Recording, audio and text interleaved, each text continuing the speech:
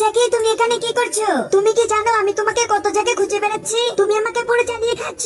তুমি আমার সাথে এমনটা কেন করছো বলো? মাম্মি, আমার ভালো লাগছিল না, তাই তো আমি একটু হাঁটতে বের হয়েছি। তাই বলে তুমি না বলে চলে আসবে? দাঁড়াও, দেখাচ্ছি মজা। জ্যাকির মাম্মি, জ্যাকিকে মেরো না, কারণ জ্যাকি আমাকে আজকে অনেক উপকার করেছে। তাহলে শোনো, পেটে ব্যথা করছে। আরে, আপনি চিন্তা করবেন না, আমি আছি তো।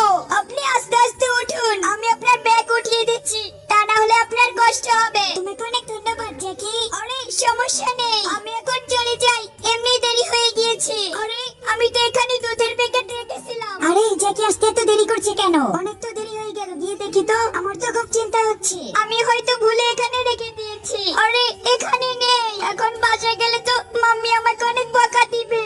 এখন আমি কি করব? জ্যাকি, তুমি কোথায়? জ্যাকি, প্লিজ জ্যাকি, চলে আসো।